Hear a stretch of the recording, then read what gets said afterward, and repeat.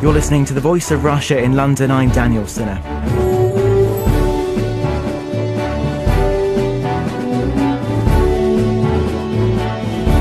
The boss of HMV has insisted that the chain still has a future on the British High Street. The major high street retailer called in administrators last week, soon after the photographic chain Jessop's. But a third casualty since Christmas was the DVD rental firm Blockbuster. They announced this week that they'll close 129 of their 528 stores. But Trevor Moore says HMV can find a successful business outcome and remain on the high street. Facing a rise in consumers shopping online for the likes of photographic equipment, CDs, DVDs and games, and a shift to digital downloading, what is the future for the British High Street? Well, joining me for today's discussion is Andrew Harrison, the editor of the music publication Q Magazine. Mark Thompson is a Lib Dem blogger. Wala Idris is a political activist. And joining us on the phone is Julian Dobson, a researcher specialising in urban regeneration. We'll begin with Andrew Harrison from Q Magazine. What went wrong for these high street retailers? I think the one thing they've got in common is they've all been laid waste by digital. Music, games, even photography has all been impacted strongly by the internet and by broadband. Even the renting of movies now can take place from your little digital box. So they took a very bad hit from the expansion of digital services. But I think in HMV's case, there was also the problem that they kind of lost their faith in music. It became harder and harder to find records in a record shop. The CDs were stacked at the back. Wala Idris, what are your thoughts? Well, I feel the reason, beside the digital innovation, they also refuse to really come with the times. Right now, if I just take my own personal experience, I don't have to go into a HMV or any kind of video or DVD shop to buy a DVD or a CD. I don't even buy CDs anymore. I download the song I like. Remember how we used to buy vinyls and CDs and just listen to one song or tape it over and over and listen to it somewhere else? We no longer use the big, the experience. We might moan the experience of going into a shop and having the shop assistant talk you through which song. But in reality, our lifestyles have changed. I know what you mean about the experience not fitting, because HMV hasn't been a very lovely shopping experience when compared to things like coffee shops and clothing shops and stuff like that. But I do think that there's still a place for physical browsing in people's repertoire. I don't like to just sit at a computer all day. Somebody described to me that listening to iTunes is like listening to a spreadsheet. It kind of lacked spirit. It lacked that soul that you get in a record shop. So I do think it's Mark Thompson, let's bring you in here, a Liberal Democrat blogger. What are your thoughts about, is iTunes like listening to a spreadsheet? What went wrong for HMV? I think in the case of HMV in particular, I think it's actually quite tragic, because they could have been in the vanguard of these download services and these purchases online. They had a very strong brand that had been around for a number of years. If you think kind of 15 years ago, most people had never heard of Amazon. Obviously now it's ubiquitous, but back then HMV could really have leveraged the brand identity that they had and really pushed things online, but they completely missed the boat. I've read quotes from, senior executives in HMV 5 or 10 years ago saying that, digital downloads haven't really got, aren't really going to get much traction. People are always going to want the physical experience of going into a shop. And I just don't agree. And I just come into what Andrew was saying about the browsing experience and the chancing upon different music that you may not otherwise have come across. I'm not sure I agree with that, because you have things like on Amazon where you'll see people that have bought this record also bought these other records. And you get things like Spotify where you can see what friends of yours on Twitter or Facebook are listening to at the moment, so you can pick up on what other people are listening to. And actually that's something you couldn't do with CDs and records. Okay, you could speak to your friends and find out, but instantly being able to see on like their Facebook page or the Twitter timeline what people are listening to and thinking, oh, that sounds quite interesting, I'll go and have a listen to that. I mean, I think I think the digital sphere has actually massively widened our potential experiences, and I think it's a real shame that places like HMV just haven't embraced that. And Gillian Dobson, Urban Regeneration Specialist, what are your thoughts? Yeah, I think we're seeing something very interesting going on, which is about a fragmentation of the market, really, and a fragmentation of ways of browsing music, listening to music, and also using the physical space. So on HMV in particular, I think their business model really was obsolete. They were trying to do stuff that could be done just as well online. If you look at the physical stores that are really, I think, have a future and have a niche, it's the independents. At the places where you can get that almost old-fashioned experience of going in and discovering that serendipity that Andrew was referring to. But I think that is going to be a very small section of the music market, and it's going to need a lot less physical space. Now, there are particular problems facing independent stores and small businesses, which maybe we can touch on later. But I think there's always going to be a place for them. I think the other thing that's very interesting that's going on at the moment, which is again digitally driven, is the reconnection of producers and consumers, where music makers are actually going directly to their audience through facilities such as Bandcamp. So you're actually seeing a much more direct engagement between the bands and those who want to listen to them. And then that's being spread via the digital tools such as Spotify. Sure. Let's bring Andrew Harrison here, editor of Q Magazine. I think that's really interesting. The Bandcamp model where you deal directly with your fans is an interesting thing. However, it's very much for the hardcore music fan, the person who's obsessed, the person like me, basically. The same with the small independent record shop. I mean, I live in East London. Small independent record shops are popping up like flowers in springtime. They're having a great time. But the problem is not with the real fan-based stuff. It's with the mid-markets. We have a very healthy, small-scale record shop culture, and we have supermarkets selling mainstream releases by the ton as loss leaders. What you don't have is that mid-range for the person for whom popping into a record shop every once a month is an opportunity to just dip your toe in the water and try something. If you want to buy a big smash pop hit very cheaply, the supermarket is great. If you want to delve into the absolute depths of music, your local independent record shop is probably in better shape now than it's been in the past 10 years. But the mid-range thing, where you might just pop in and buy a couple of CDs on impulse and maybe some birthday presents, that's the area that's kind of dying out. Yeah, we've seen people buying now singles, and as we heard from Wala earlier, whereas people used to go in and buy the whole album, people are now saying, I love that single, I won't buy the album. Yeah, I mean, that's always been the case. I can remember my granddad telling me in the 1970s, what do you buy albums for? One track you want and a load of filler. And I like to think that my granddad invented iTunes there and then. He saw the future. And it is true. Unbundling, as it's known, dismantling the album, buying the track you want, is absolutely a step forward. That's great.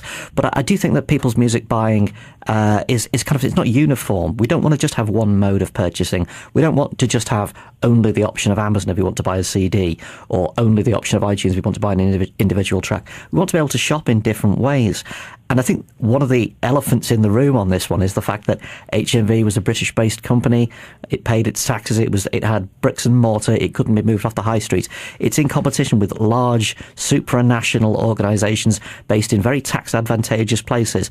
There is a reason. We can't just put it down to their tax status. I think that's a large part of it. I think that's a little bit of a red herring. I mean, I take the point that there are companies out there who probably aren't paying as much tax as we'd like, for example. Mm-hmm. But I do think that it is unrealistic to think that in 5 or 10 or 20 years' time we were still going to have shops on the high street that we're involved with physical items that have to be packaged up, that have to be shipped to warehouses, that have to be shipped to high streets, that the high street shops are then staffed by, in some cases with the big stores, dozens of people, that they have to pay massively sky-high rents for these city centre and town centre locations.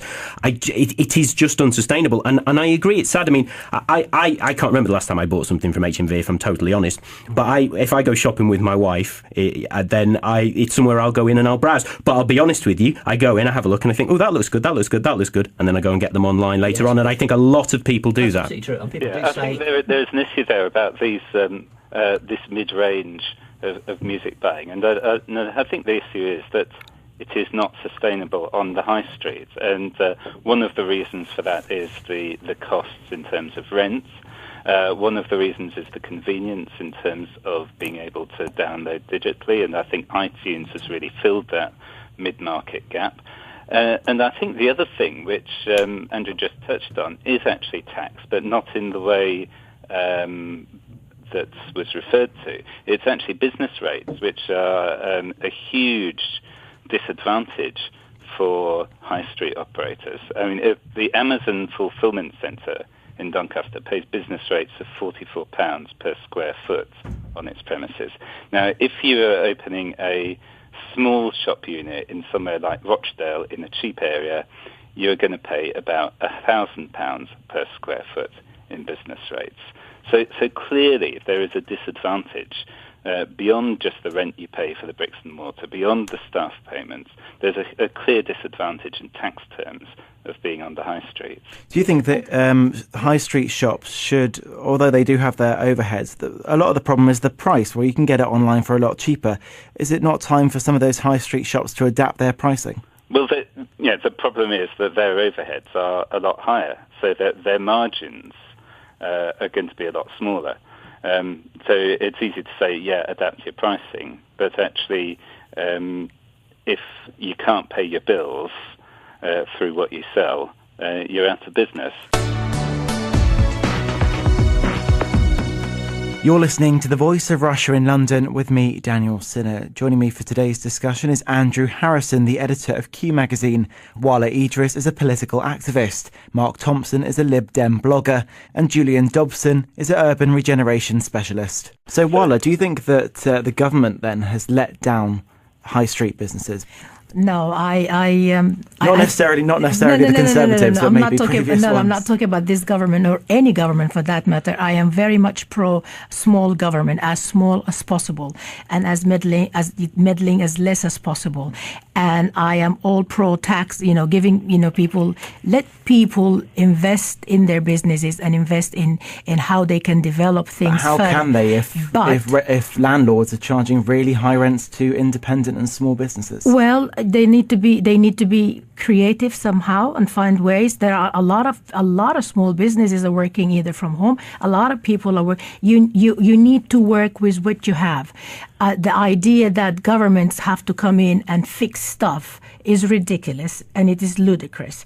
If you work with what you have, you will force those who overcharge you to change their prices. I cannot rent from the same person continuously and moan and ask and expect the government to subsidize it for me, and then expect the person to change their way. If I walk away and find another way of doing things differently, then the person who's renting me at a very exorbitant amount will have to come down. The other thing also I was going to say, we keep forgetting the fact that the way we shop today is highly convenient. Imagine having to get out of bed, put on your clothes, drag the kids, get in the car, go to the high street, park, pay for the meter, look for the parking space, and then have to go to the shop and queue up. When you can do all this with a cup of tea in front of your computer and just get something in 2 seconds. And I agree with that. Enjoy it there and then. That's absolutely true. And I do that myself. I mean, I bought the David Bowie single in bed before I'd even got up and had my cup of tea. However, shopping is also a leisure activity. You see it in all the big shopping centres around Britain. You see people going shopping because they enjoy it, and certain sectors, clothing, I mean, with the coffee shop world is entirely an experience-based thing. The retailers that do it well make shopping a pleasurable experience, and I totally see the tax point, and there's a reason why record shops are popping up in East London where I live. The rents and the rates are cheap. However, destination shopping on places like Oxford Street in London can be made into a pleasurable experience if you don't turn it into a stack it high, sell it cheap warehouse. Julian Dobson, you wanted to come in here. What's going to happen, though, to the ordinary town centres and high streets in the UK, because there are going to be a relatively small number of destination shopping centres. And what we're seeing with all the big chains is even the ones that are not in financial difficulties are reducing the physical space that they have. So not only do you need to start thinking about how can you best improve the retail experience in that town centre. You need to think about how are we actually going to change those town centres so they provide things that people do need and are useful to them. And I think we need to start thinking of town centres really much more as social centres, much more as cultural centres, much less as retail centres. And then you'll start to get retail markets around that are relevant to the activities that people actually want to take part in. Let's just bring in Mark Thompson here. How do you think we can make the high street more enjoyable? Because, you get in the car, you've got to struggle to find parking, then you have to pay for parking. And as we heard from Wala and Andrew, you can have the convenience of doing it in bed with a cup of tea in your pyjamas. And I don't think that's really going to be solved. The internet isn't going to be uninvented. It is there. Most people use it, and it is in many ways. But we can make the high street more attractive, couldn't we? Possibly, but I'm a little bit with Waller on this. I don't really think it's government's place or even necessarily local council's place to decide what's going to happen with town centres. I think to an extent we're going to have to wait and see. Politicians don't like saying this sort of thing. That's why I'm quite lucky I'm not a politician. I can say it. In 10 or 20 or 30 years' time, I don't think we can know what the high street's going to look like. I mean, a little vignette here. I a few months ago, started to notice in a couple of town centres that I was in that you're starting to get these pop-up shops. So they're just there for a few weeks, maybe like selling fireworks or selling Christmas stuff or even maybe, like record shops or gifts or something. There's just, someone's had an idea, they've got some stock and they move in. They sell the stock and a few weeks later they're out of there and, maybe the shop's vacant again or maybe another pop-up shop will move in. And that's a new innovation. And I suspect the reason why that's happened is not because government or local council have particularly planned it. I suspect what's happened is that the rents are too high, people have moved out, the landlords aren't willing to reduce the rent, so the places are left vacant. And that gives the people who want to set up these pop-up shops huge leverage to go in and say, well, you're not getting any money for it at the moment. We'll give you some money, but we're only going to be in for 4 weeks or 6 weeks and then we'll be out of there. And the landlords kind of don't have a choice. They'll have to say yes. So that's just one idea of what can happen. By government and by local government. There have actually been attempts for about 3 or 4 years by central government to encourage this sort of thing. Yes, there have been lots of local activities, but actually trying to shift the mindset of landlords to allow pop-up shops and temporary uses has been like wading through treacle. But what I'm saying, Julian, is that in the end, it's the market that's going to make that happen. Because if the landlords can't rent their shops out to businesses that are going to be in for many years at the rates that they want, then eventually they're going to be forced to. So I'm glad it isn't making that happen because a lot of property is owned by landlords who have no connection with the place at all and don't actually care particularly whether this shop or that shop is full or empty. It's things like empty property rates, which are set by local government, that actually act as a lever to get landlords moving. So I think this idea that the market will just sort itself out, actually what you will have if you allow that sort of philosophy to take root is a huge amount of empty space, a huge amount of blight, and then eventually there's something new emerging from that. Now, let's bring in Wala Idris. What do you think about that? Kind of Julian, we're just going to go to Wala Idris here. What are your thoughts? I actually think the market, if you look at our history so far, the market more or less took care of itself. But I see where you're coming from. I can't understand any landlord or any shop owner or any property owner having a property, investing all that amount of money in it and just not caring what's going to happen to it.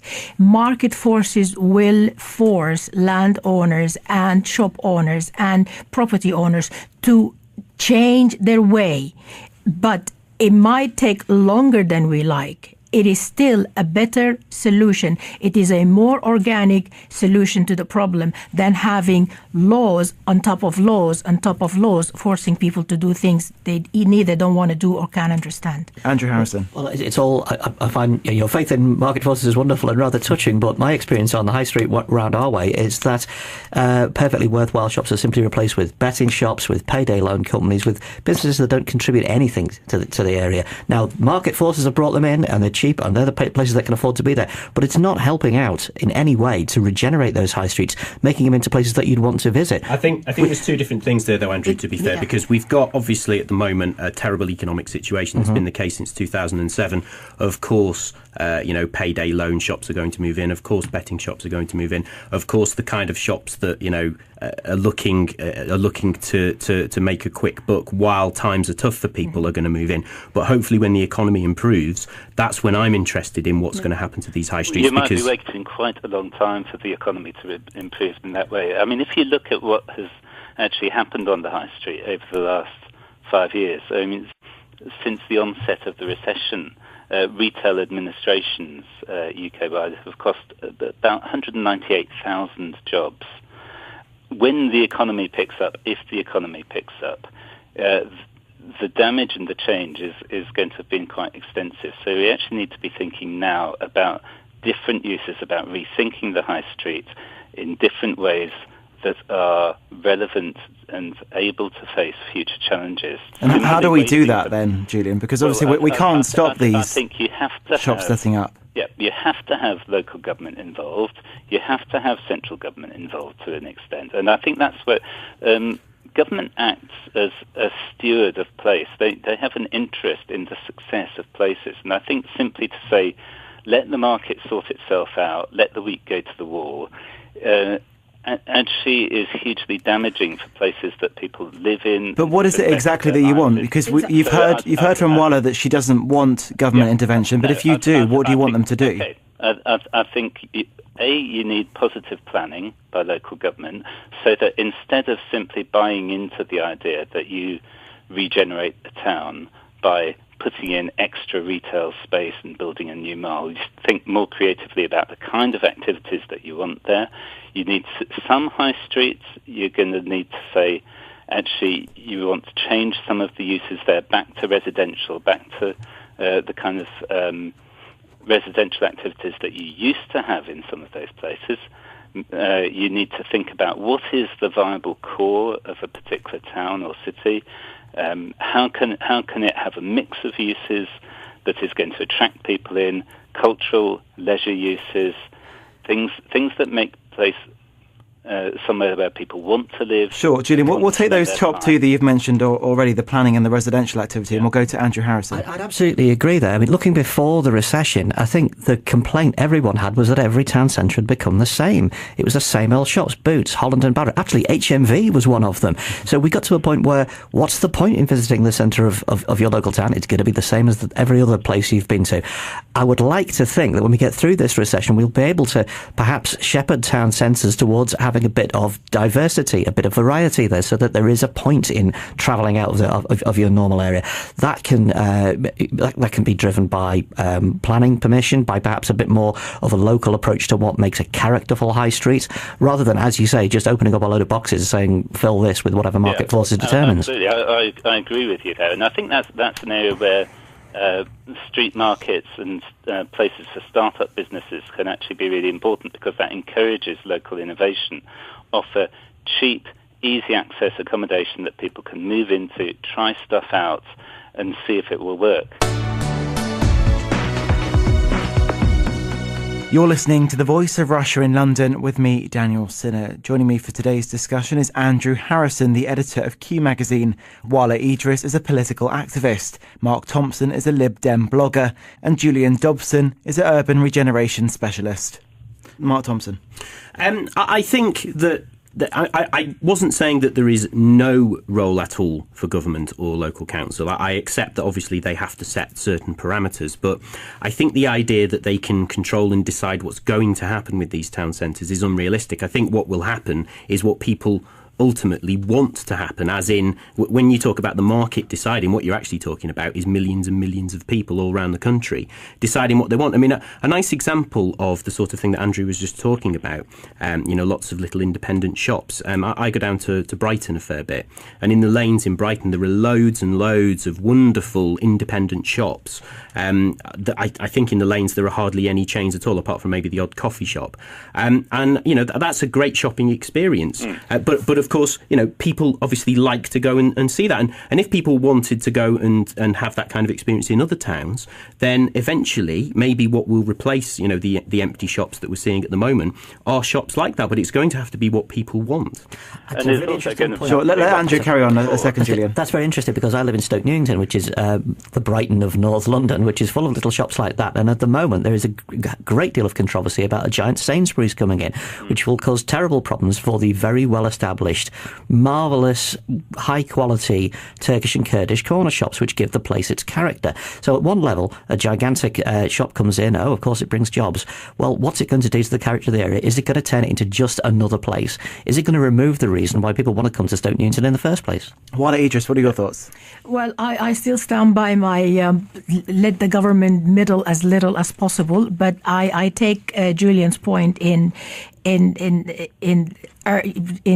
the city centres having their own character and their own identity. But we can get this from local people coming together, as we heard from Andrew. Exactly. We might see it in Brighton. We see it in places like Totnes when they throw out the Costa, or Costa agree to go away. And that's organic, and that's normal, and that's organic, and that's the way. And that's, for me, is the market deciding, which as Mark said, it's the people. That's local people. It's the people, but local people are the market, aren't they? And that's true. And if local people want to Sainsbury's, it's incredibly hard for local people to repel a large incoming retailer. It's incredibly difficult. Well, a lot of time local people want that retailer to come, come and to save them the trip somewhere else, sure, and to give them everything fresh and at a low cost. I mean, the way we are, we sometimes sit there and pretend we not enjoy. I mean, if I sit here and say to you, well, yeah, I mourn HMV and I mourn the loss of Jessup and all this, I buy from Amazon, I download from iTunes, and I'm going to be a liar if I say I don't, have my grocery delivered to me by Sainsbury's. But don't you like to have choice as well? Don't you like to have the options to do these other things? I'm realistic enough to say, am I out there making that choice happen for everyone else, or am I taking the easy route, rather spend time doing other things and put my shopping and my hassle, of finding a parking space and all that, and bringing the shopping up to... This is all absolutely true, and I wouldn't argue with it. However, we could be in the paradoxical situation of consumer choice, individual consumer choice, reducing consumer choice. What happens when there's nowhere left to buy your music from but Amazon, and nowhere else left to buy your grocery from but Sainsbury's? Let the consumer decide. It's at the end of the day, it's the consumers. Yeah. I mean, it's not that simple, is it? I think you're painting a slightly dystopianistic picture there, though, Andrew, of a future where we only have Amazon and we only have huge supermarket chains. No, I think what will happen. I think things happen in cycles, and I think what will happen is that if we end up in a situation where certain parts of the country, or the country generally, just has predominantly these large shops, and people start to get really annoyed with them, and they want smaller shops, then the smaller shops will come because people want them. I'd love to believe you. But if you look at the UK today, there are parts in the UK where the high street shops are literally dying or turning into Cafe Costa and Starbucks, and that's about it. And there are parts in the country where you still have those quintessentially small little shops. We have different flavors in the country, and that's what makes the whole country so unique. On that lovely cultural note, we're going to have to end today's discussion. Well, thank you so much to all of my guests. Andrew Harrison, the editor of the Q magazine, Mark Thompson, the Lib Dem blogger, Wala Idris, a political activist, and Julian Dobson, specialising in urban regeneration.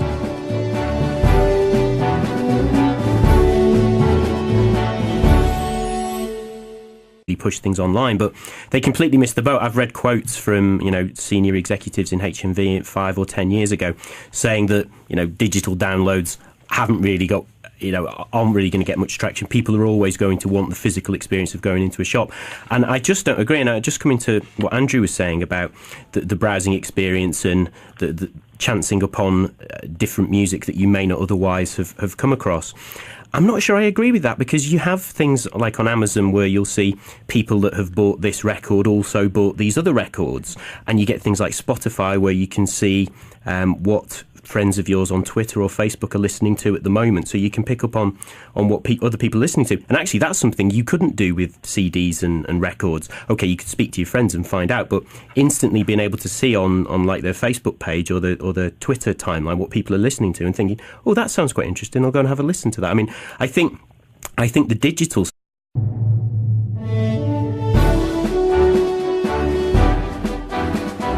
You're listening to the Voice of Russia in London. I'm Daniel Cinna.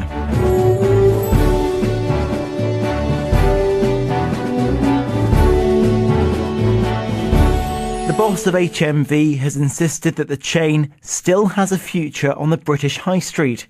The major high street retailer called in administrators last week, soon after the photographic chain Jessop's. But the third casualty since Christmas was the DVD rental firm Blockbuster. They announced this week that they'll close 129 of their 528 stores. But Trevor Moore says HMV can find a successful business outcome and remain on the high street.